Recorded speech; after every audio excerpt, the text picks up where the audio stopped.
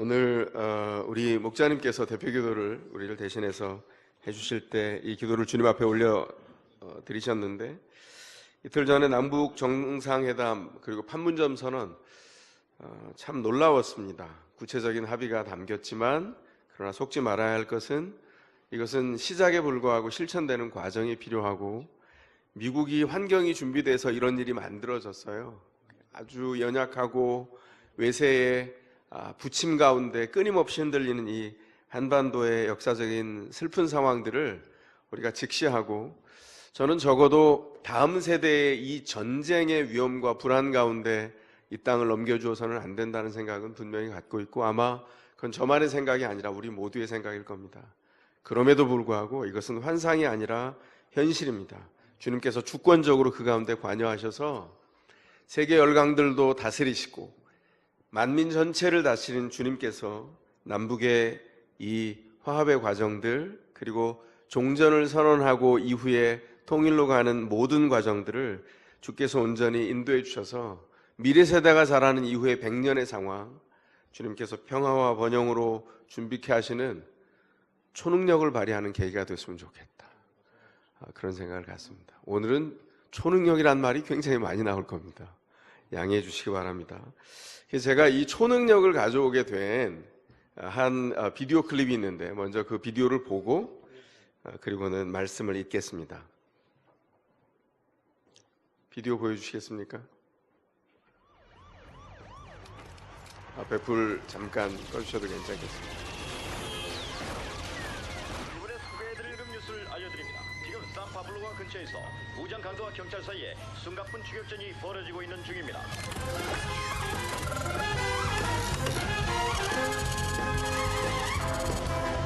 아직 시간이 있군.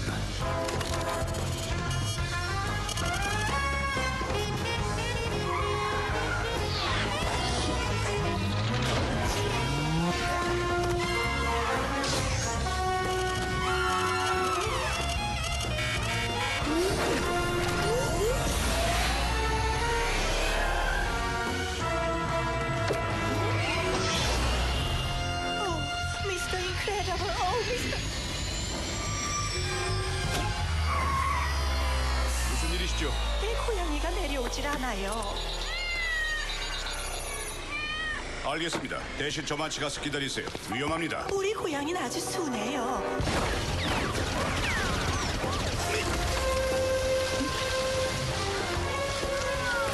이리 와, 어서 이리 와.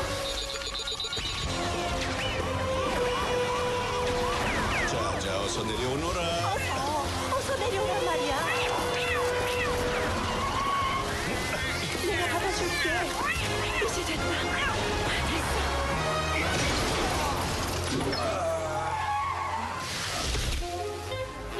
고마워요, 미스터 인크레더블. 또 도와주셨군요. 네, 제 것입니다. 그런 말씀 마세요. 하워드와 K가 근처 광역버스 안에서 강도 사건이 발생했다. 버스 강도라. 아직 시간이 좀 있어. 경관님, 할머니, 영화. 네. 이게 뭔지 혹시 아세요? 영화관에 가서 영화 본 지가 얼마나 되셨습니까? 전 너무 한참 된 것 같아요. 대리만족을 여러분에게 드립니다. 사실은 이게 인크레더블이라고 하는 영화예요. 이게 인크레더블이 인기가 좋아서 2편이 이번 여름에 나온답니다. 그래서 제가 이거는 영화관에 가서 꼭 보려고 합니다. 자녀들이 굉장히 지금 열광적으로 반응하고 있습니다. 이게 2004년에 개봉한 영화인데요. 제가 이 영화를 보면서 어떤 생각이 들었냐면,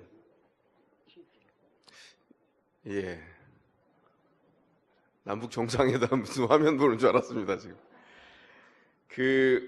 2004년에 이 영화가 나왔을 때 처음 본 다음에 자녀들 때문에 물론 그때 제가 봤는데, 이게 제가 굉장히 인상 깊게 봤어요. 이건 그리스도인들에게 시사하는 바가 굉장히 큰 영화다, 그런 생각을 했습니다.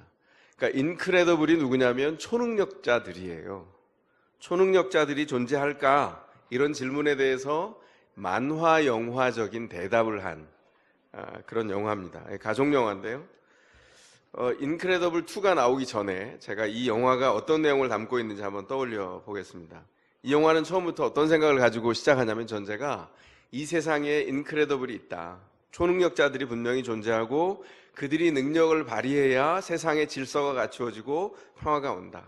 약자들이 분명히 있는데 그들을 돕는 자원봉사가 필요하고 평화를 추구하는 사람들이 필요하고 정의가 구현돼야 될 텐데 그 공공사회에 대한 높은 이상과 실현은 초능력자들을 통해서만 이루어진다. 이런 전제를 가지고 있어요. 근데 문제가 생겼습니다. 어떤 한 시민이 이 인크레더블을 고소를 해요. 그래서 법정에서 법정 공방이 이루어지다가 판결이 나는데 이제 더 이상 초능력자들은 이 땅에 살 수는 있지만 초능력은 발휘해서는 안 된다. 공식적인 합법적인 판결문이 나와서 이제 초능력자들은 법적으로 평범한 인간이 돼서 살아라. 그런 판결을 받고 여기서부터 이제 영화가 이야기가 시작이 됩니다. 그래서 초능력자들이 초능력을 발휘를 하지 못하면서 어떤 일이 벌어지냐면 세상에 적응도 못해요. 그래서 세상에서 바보처럼 취급을 받고 전락합니다. 그래서 아까 미스터 인크레더블 할머니가 이렇게 불렀던 그 사람이 여기 주인공이고 가장인데 은퇴한 미스터 인크레더블 초능력 버린 지가 15년이 지났습니다. 훈련되어서 단단했던 몸은 어느새 배가 툭 튀어나온 중년의 몸이 되어 있었고 직장에서는 초능력을 쓰지 못하는 평범한 직장의 현장에서는 성과를 올리지 못하고 늘 주눅들어 있고 늘 의기소참하고 늘 적응하지 못하는 사람으로 살아갑니다. 가정에서도 마찬가지예요. 늘 지쳐있고 늘 힘이 없습니다. 초능력을 쓰는 일이 불법이 되었기 때문에 쓸 수 없는데 너무 견딜 수 없으면 자기 친구가 있어요. 얼음을 쫙 깔아주는 그 프로즌이라고 하는 친구가 있는데 그 프로즌과 함께 약자를 도와서 악당을 물리치는 일을 가끔 해요. 불법을 저지르는 거죠. 왜냐하면 초능력은 쓰면 안 되니까. 그런 슬픈 내용이 이 안에 담겨 있어요. 견딜 수 없는 일상을 계속 살아갑니다. 자기 인생의 사명을 수행하는 것이 불법인 사회에 사는 초능력자들, 그들이 사는 초능력을 쓸 수 없는 그런 사회가 얼마나 불행한가 이 일을 계속 얘기하는데 자녀들도 초능력자들입니다. 그래서 딸인 바이올렛, 아들인 대시 학교에서 학교 생활이 엉망진창이에요. 어떻게 해야 될지를 몰라요. 개인의 삶도 만족이 없고 그 부인도 마찬가지입니다. 늘 가정에서 툴툴 다투고 자신감이 없어요. 그래서 어떻게 할까요? 다시 초능력 인간으로 돌아가게 되면서 삶이 바뀌어진다. 세상도 질서를 찾고 본인도 활력을 찾는다. 그래서 악당의 음모를 찾아내서 세상을 지켜내는 이런 이야기로 전개가 됩니다. 영화 이야기 구조 굉장히 단순하고 평범하죠. 근데 아까 말씀드린 대로 그리스도인들이 받아야 될 시사하는 굉장히 중요한 메시지가 담겨 있어요. 그건 뭐냐면 이 땅의 모든 그리스도인들이 하나님을 위해서 세상에 파송된 하나님의 부름을 받은 초능력자들이라는 거죠. 저는 그렇게 이 영화를 보면서 이 은유를 그렇게 상상하게 됐습니다. 그러므로 세상에 있는 그리스도인들은 이 땅에서 하나님의 명령을 수행하는 인크레더블로 살아가요. 그 초능력자로 살아야 합니다. 그러려면 어떻게 해야 되죠? 높은 이상을 그리스도에게서 명령을 받고 그 매뉴얼과 암호가 바로 이 성경에 담겨 있습니다. 성경을 통해서 그 매뉴얼과 암호를 참고하면서 내가 이 높은 부르심 안에 있구나 그것을 생각하면서 살아가게 된다는 거죠. 이 땅에서 그리스도의 비밀 명령을 실천해 가는 사람들, 그 사람이 누구냐? 초능력자들, 그리스도인이라는 거죠. 그래서 그 그리스도인들이 부르심 안에서 합당하게 반응하고 자기의 삶을 통해서 어떤 자리에 있든지 그 능력을 발휘해낼 때 어떤 일이 벌어지냐면 세상이 그리스도의 나라로 바뀌어가기 시작합니다. 우리는 초능력자로 살아야 됩니다. 왜 그렇습니까? 우리의 부르심이 초능력자이기 때문에 그렇습니다. 오늘 본문에 보면 11제자가 갈릴리로 갔습니다. 그리고 거기서 예수님을 뵙고 절을 합니다. 경배를 했다고 이야기합니다. 놀라운 기사는 뭐냐면 그렇게 놀랍게 부활하신 주님을 갈릴리로 와라. 내가 먼저 갈릴리로 가 있겠다. 이 말씀을 하시고 들은 다음에 제자들이 한달음에 갔는데 그 11제자들 중에 의심하는 제자도 있었다. 17절에 그렇게 말합니다. 놀랍지 않습니까? 뭐가 놀라우세요? 저는 의심하는 제자들이 놀라운 게 아니라 의심하는 제자들이 있었다라고 하는 것을 사도 마태가 기록한 것이 놀랍습니다. 뭐죠? 부활은 너무나 여유 있다는 거예요. 주님의 부활은 권능이 너무나 여유 있어서 그 일을 전혀 인간적으로 인간의 상식으로 통합하거나 이해할 수 없는 상황에서 3년 동안 따라다녔던 제자들도 의심할 수 있었던 그런 상황이라는 것을 여과 없이 그대로 다 보여주고 있어요. 우리 주님 얼마나 여유 있는지 모릅니다. 예수님이 왜 갈릴리로 갔을까요? 그곳은 예수님께서 제자들과 함께 보낸 제자들의 일상이 연결어 갔던 자리예요. 특별한 자리가 아니라, 어떤 왕궁으로 초대한 것이 아니라 그 아픔과 실수와 기쁨이 교차했던 그들이 일상을 살았던 자리. 예수님을 통해서 가난을 경험하기도 하고 그 가난한 자를 방문하셔서 치유하시는 예수님의 일하심을 경험하기도 했던 그들이 만났던 일상의 자리. 아침에 일어나서 밥을 먹고 서로 대화하고 또 길을 나서고 설거지를 하고 돌아와서 챙기고, 그 모임 안에서 재정을 감당하는 가롯 유다, 재정 부장이었다 그러잖아요. 그들이 모두 자신의 출신지와 자신의 성장 배경이 다 알아가는데, 어떤 사람은 열심당에 소속된 제자들도 있었어요. 길을 가다가 민족의 독립만이 제일 과제였던, 품에 항상 칼을 품고 다녔던 그런 사람들 중에 일부도 예수님의 제자로 들어와 있었습니다. 거기에는 오늘 마태복음의 기록자 마태도 들어있었죠. 그는 세관의 세리였어요. 당대의 세리라는 것은 로마의 앞잡이로 유대인들이 유대인으로 취급도 안 했던 사람들입니다. 너무나 다양한 배경에 있던 사람들이 그 갈릴리라고 하는 곳에 와서 일상을 살았던 곳, 그곳이 바로 갈릴리라고 하는 장소이죠. 일상의 자리이자 사역의 현장이었던 그 갈릴리, 주님께서 그곳에 가셨어요. 제자들에게 뭘 말씀하고 있는 거죠?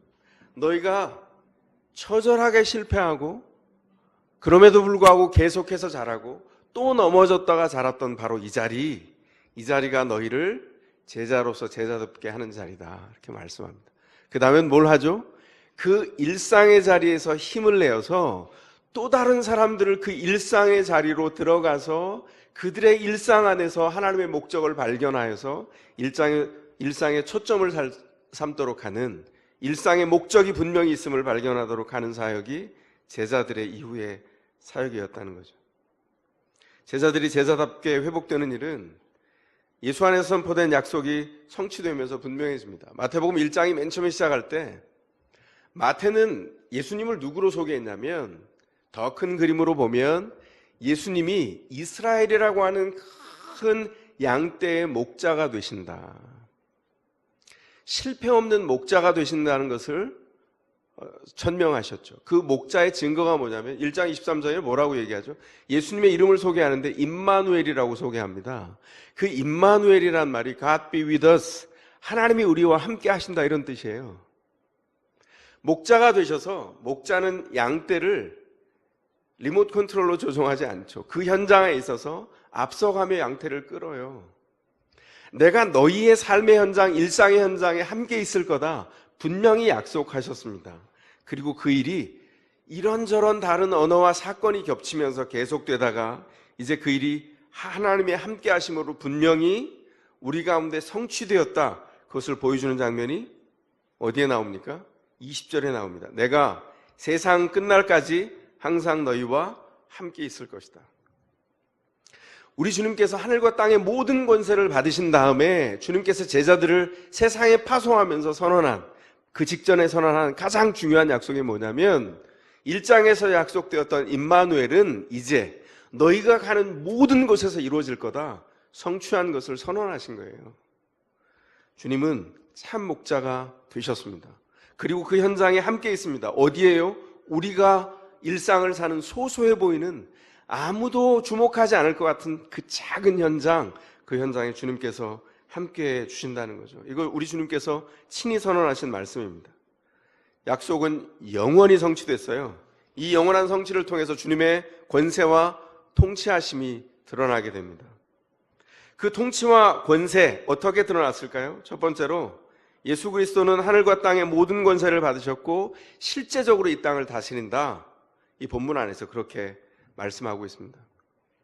마태복음 4장에 보면 예수님께서 광야에서 시험을 받을 때 사단이 어떤 일을 했냐면, 아무런 대가를 치르지 않고 왕국을 가지는 그 역사를 행하라고 초청하고 유혹했어요.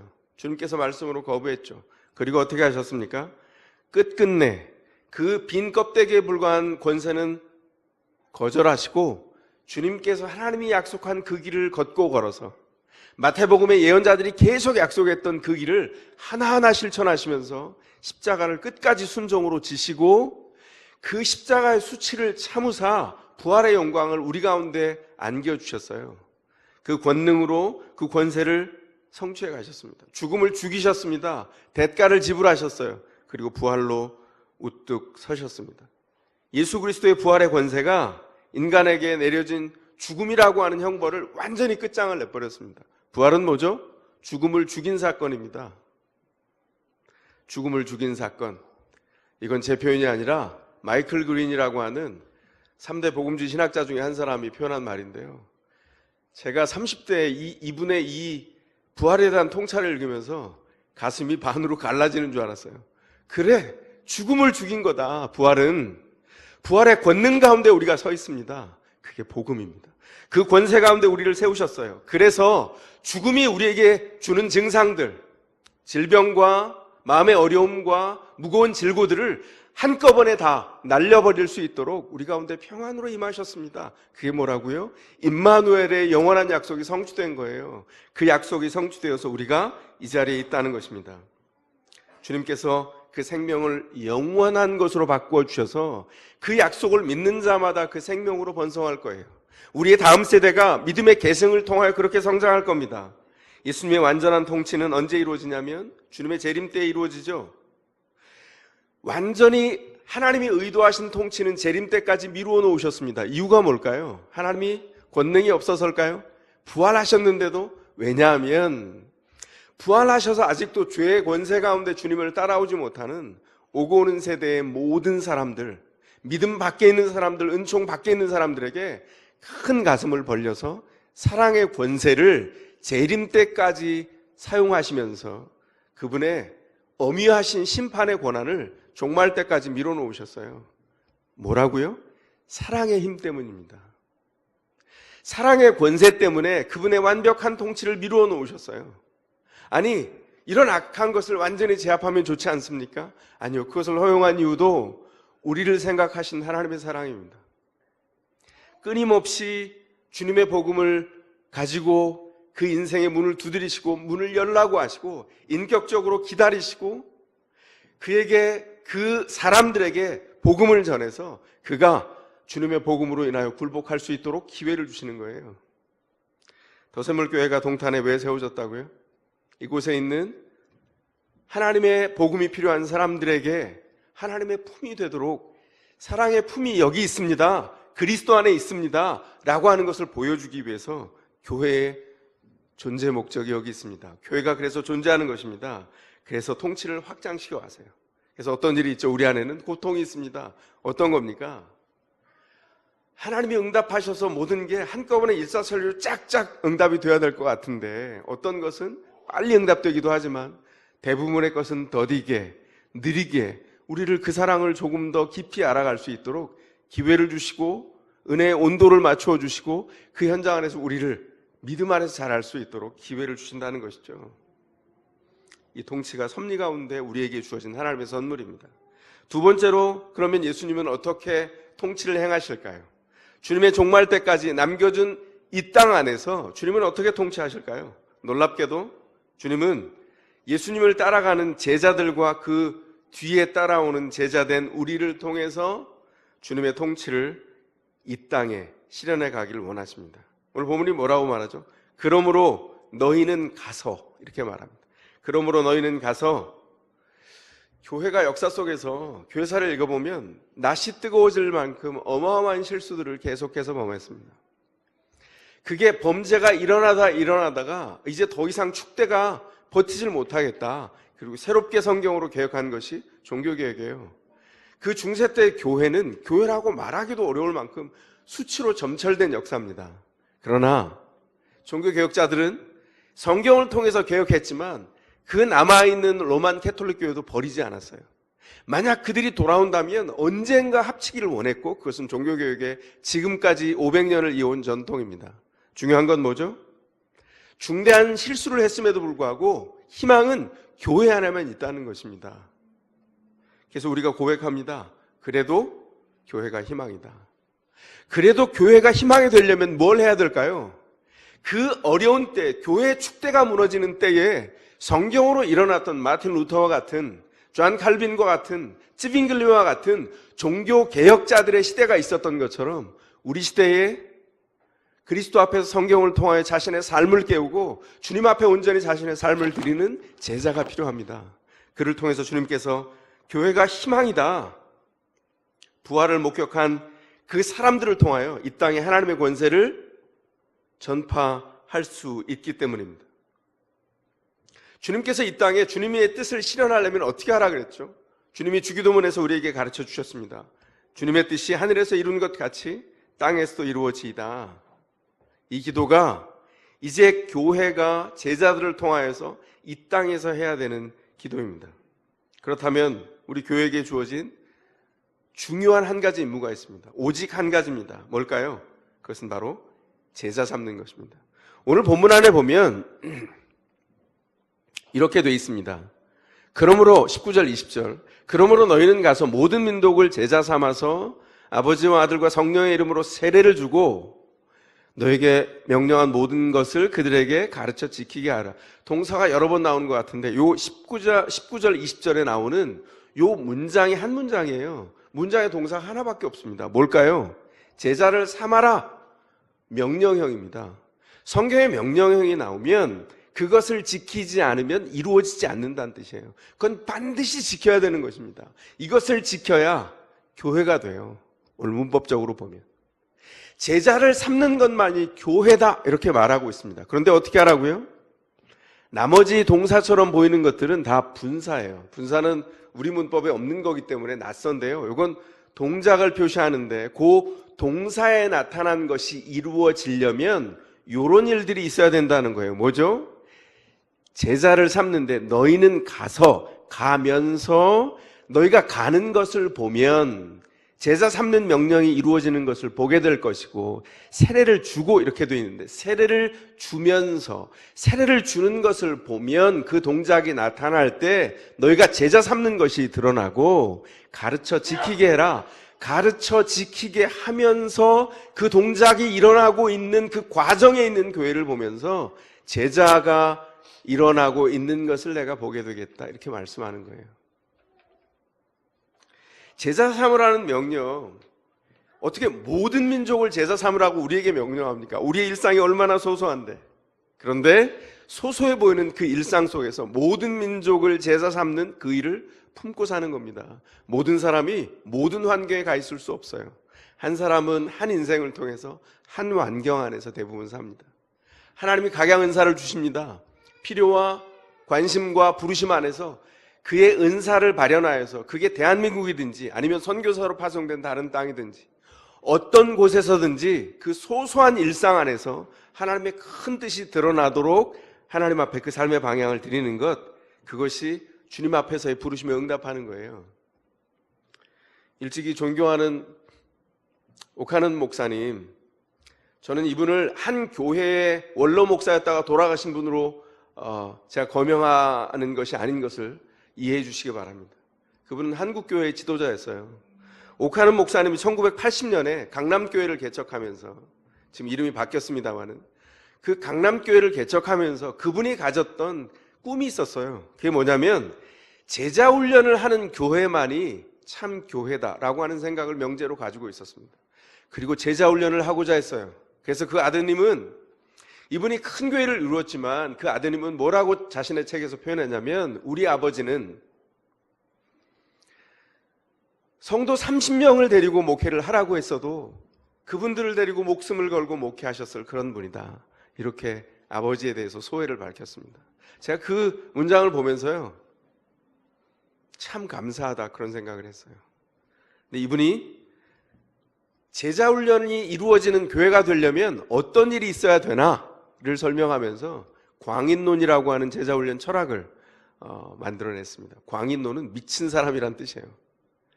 예수께 미친 사람이 있어서 그 미친 사람이 또 다른 사람을 예수께 미치도록 하는 것, 그것이 제자 훈련이라고, 제자 삼는 것이라고 했습니다. 제자 삼는 것에는 전도가 필수적입니다. 그러나 광인론에 비추어서 전도를 얘기하자면 이것은 전도가 아니라 전염입니다. 제가 한번 이 전염의 예를 한번 들어볼까요? 가족이 참 신비하죠. 어떤 거죠? 저도 지금 지난주에 이어서 굉장히 목소리가 프랑스 사람스럽지 않습니까? 예, 감기가 걸렸다는 뜻이죠. 가족이 희한한 것은 한 사람이 감기가 걸리잖아요. 그럼 시간이 조금만 지나면 가족들이 한 사람 한 사람 가족의 감기에 걸려서 맨 마지막 엄마가 걸리고 된통 앓고 끝나는 이런 감기의 역사가 가족마다 패턴으로 다 있습니다. 그 왜 그럴까요? 전염하기 때문이에요. 왜 전염하죠? 가까이 있기 때문입니다. 그들이 가까이서 함께 밥을 먹고 함께 대화하고 함께 보듬고 함께 친밀하기 때문에 전염할 수밖에 없어요. 한 사람이 예수께 미쳐서 가까이 있는 누군가에게 다가가서 그가 자연스럽게 예수를 사랑하는 것이 옮겨가는 것, 그것이 진정한 전도입니다. 이걸 뭐라고 한다고요? 전염이라고 한다고요. The Christian is contagious 이렇게 말해요. 예수 믿는 사람은 뭘 자꾸 옮겨요. 뭐 이렇게 자꾸 옮겨갑니다. 그게 뭐냐면 예수를 사랑하기에 예수 때문에 절망을 이겼어요. 너무 힘들어하지 마세요. 이렇게 하는 건 전도가 아니에요. 이건 전염이 아닙니다. 아이고 그 젊은 엄마가 참 심하네. 나도 다 해봤는데 그냥 뚝 하고 일어나면 돼. 이런 건 전도가 아닙니다. 그 자신이 경험했다고 해서 그 사람이 쉽게 그것을 일어날 수 있는 게 아니에요. 긴 시간이 필요하거든요. 기도하면서 뭘 하는 거죠? 얼마나 힘들어요. 함께 있으면서 기도 제목을 붙잡고 하나님께 드리는 거예요. 나를 하나님이 고치신 것처럼 그를 하나님께서 바꾸어 주시도록. 그러다 보면 이 사람이 무엇 때문에 이렇게 힘을 내지? 뭐 때문에 내 옆에 와서 이렇게 도와주지? 함께 하다가 그가 예수의 사랑으로 전염되어서 주님 앞에 세워져 가는 것이죠. 삶을 통하여서 이것을 이뤄내는 과정이 우리에게 주어진 임무라는 것입니다. 이 제자 삼는 임무, 이것이 이루어지는 것에 교회의 증거가 3가지가 있어요. 아까 말씀드렸는데 첫 번째 증거가 가는 것입니다. 가서 믿음은 머물러서 행동하지 않아요. 믿음은 생각으로만 내가 가야지 이렇게 하지 않고 움직여서 행동하기 시작합니다. 전염합니다. 자랑하죠.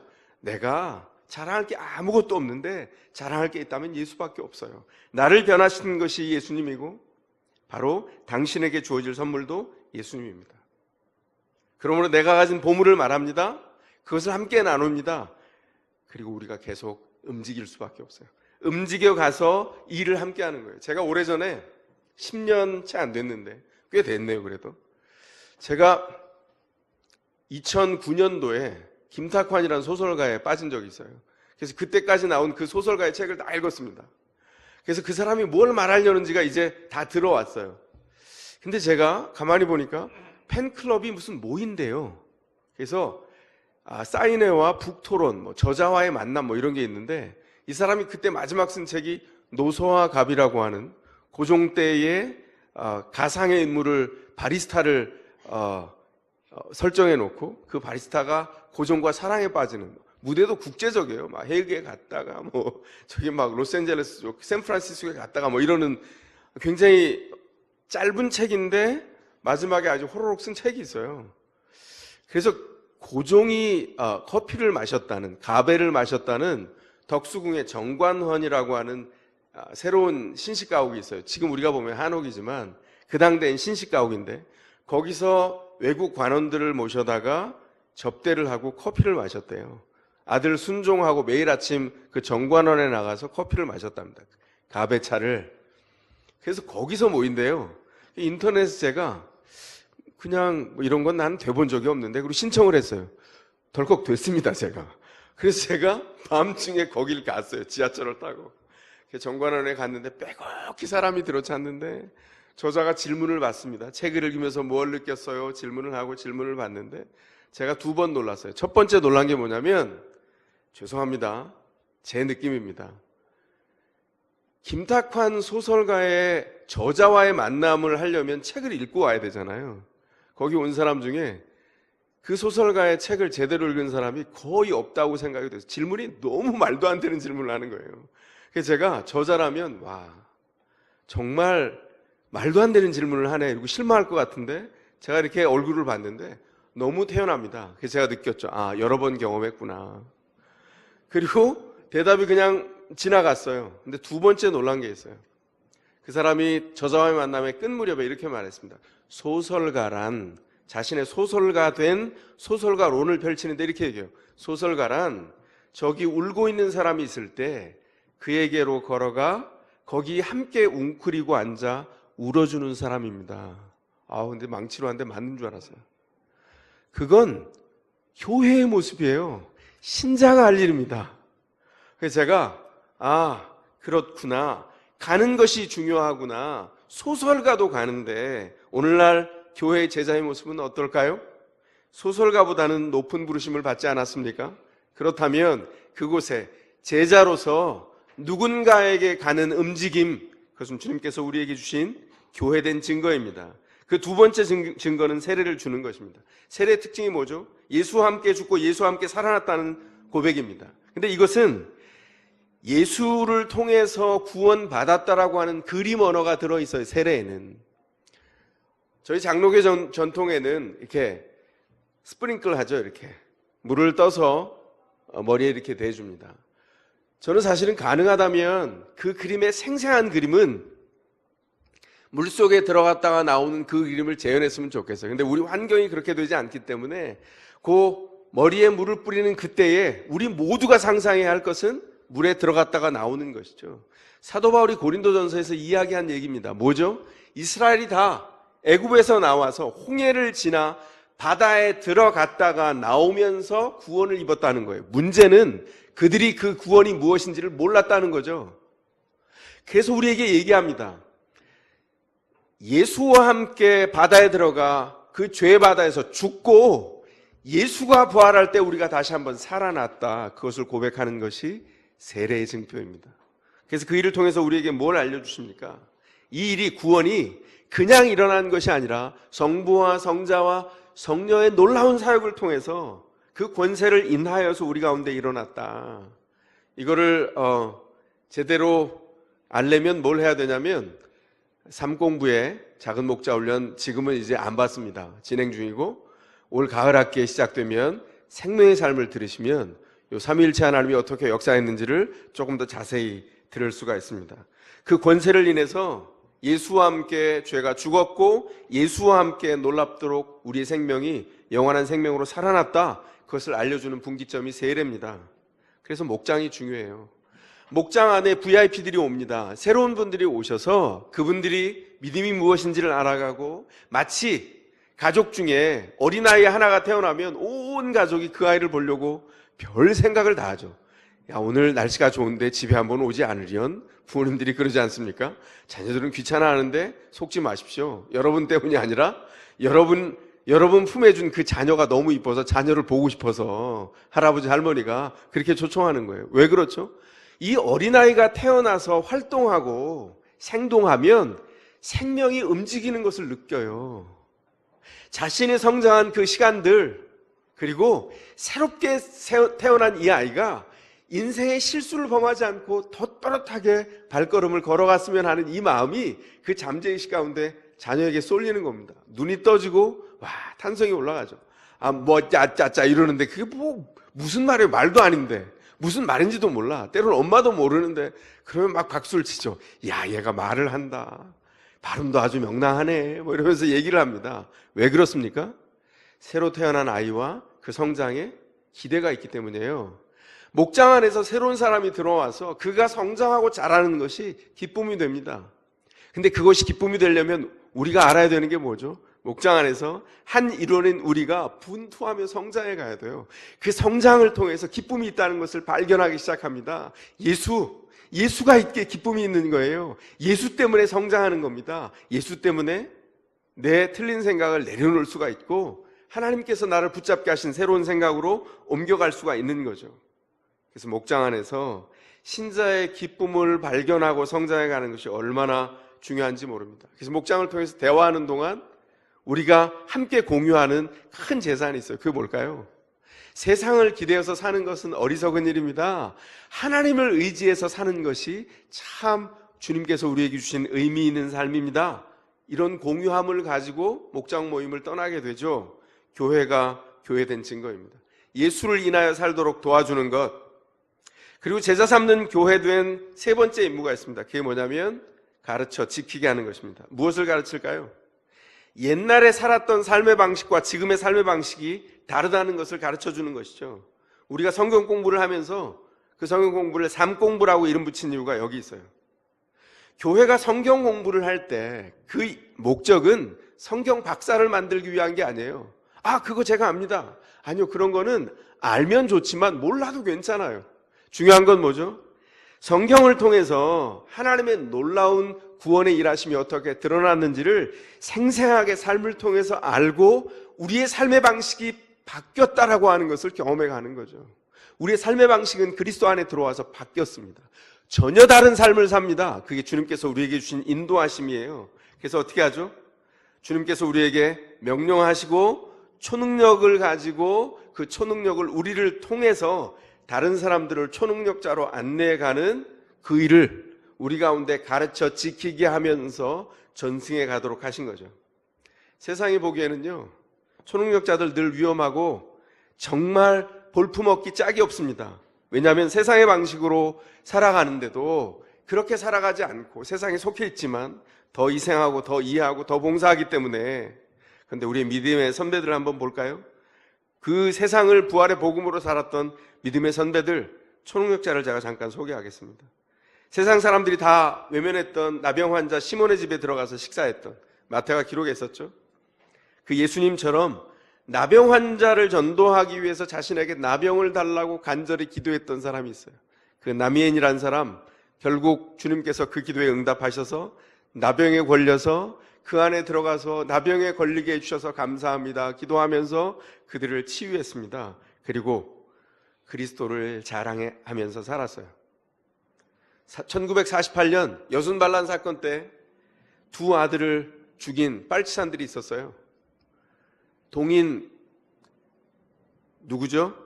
손동인, 또 한 사람의 아들 이름이 잠깐 기억이 안 나네요. 그 손양원 목사님 사형 선고를 받고 이제 죽을 수밖에 없는데 그 죽인 빨치산을 죽이지 말라고, 그가 죽으면 우리 두 아들의 죽음이 헛되다고. 그 동인 씨는 미국 유학을 앞두고 있는 목사가 되려는 사람이었습니다. 그 둘이 죽었는데도 가슴에 품고 자기를 두 아들을 죽인 그 빨치산을 용서하고 아들로 삼았습니다. 그 아들이 목사가 되었고 그 아들의 아들이 목사가 되어서 아버지를 증언하는 것을 제가 볼 수 있었습니다. 나병에 걸린 사람들의 발을 치료하는데 상처가 덧나고 고름이 빠지지 않는 거예요. 손양원 목사님이 그 발에 입을 대고 고름을 입으로 쭉쭉 빨아서 그들을 섬겼습니다. 그래서 손양원 목사님의 별명은 사랑의 원자탄이에요. 우리보다 조금 앞서 사신 분입니다. 도무지 변화되지 않는 남편을 20년 동안 기다리면서 아내의 자리, 어머니의 자리를 변함없이 어떤 바람이 불어도 굴하지 않고 지키면서 끝끝내 그 남편을 그리스도께 인도한 어머니, 그 어머니들이 바로 우리 사이에 있습니다. 그 수많은 여인들을 통해서 교회가 세워졌습니다. 불행한 가정과 바람 피우는 아버지와 집 나가는 어머니를 두고 믿음으로 자라가서 모범적인 가정을 세운 수많은 믿음의 아버지들이 있습니다. 그들을 통하여 교회가 세워졌습니다. 그들은 믿음으로 사는 초능력자들입니다. 주님께서 우리를 그렇게 부르셨습니다. 그들은 이 땅을 사역지로 삼되 여기를 집으로 여기지 않았어요. 이 땅에 머무는 동안 주께서 우리에게 허락하신 것들을 정말 누리고 기뻐하면서 어떻게 초능력을 발휘해낼까, 그 복음을 전파할 수 있을까, 더 나은 부활을 얻고자 해서 고문을 당하면서도 그 고문을 마다하지 않았다고 히브리서 11장 32절에서 35절은 증언하고 있습니다. 우리가 이 부르심의 사명대로 산다면 이 초능력자의 길에 서게 될 것입니다. 그러나 15년 동안 사용하지 않은 초능력자들이 있죠. 아까 영화에 나왔던 미스터 인크레더블, 배가 나오고 영적인 동맥경화에 걸린 것처럼 초능력자로 부름받았지만 초능력자로 살지 못하는 사람들, 이게 오늘날 그리스도인들의 자화상입니다. 이제 돌아가야 됩니다. 교회가 회복돼야 되고 그러려면 가정이 회복돼야 되고 개인이 회복돼야 되고 주님께서 우리에게 허락하신 관계들이 회복돼야 됩니다. 저는 하나님께서 이 인크레더블이라고 하는 영화를 보게 하셨을 때 이 만화 영화를 통해서 모든 그리스도인들에게 그리마모로 명령하고 있다, 이런 환시에 한번 빠져봤습니다. 주님께서 우리에게 말씀합니다. 내 사랑하는 인크레더블들, 초능력자들아, 그리스도인들아, 용기를 가지고 사명의 삶을 부르심에 합당하게 살아라. 그러므로 너희는 가서 모든 민족을 제자 삼아서 아버지와 아들과 성령의 이름으로 세례를 주고 내가 너희에게 명령한 모든 것을 가르쳐 지키게 하여라. 보아라, 내가 세상 끝날까지 항상 너희와 함께 있을 것이다. 주님께서 계속 말씀하는 소리를 듣습니다. 여러분에게 전합니다. 너희가 초능력을 믿느냐? 기도하겠습니다.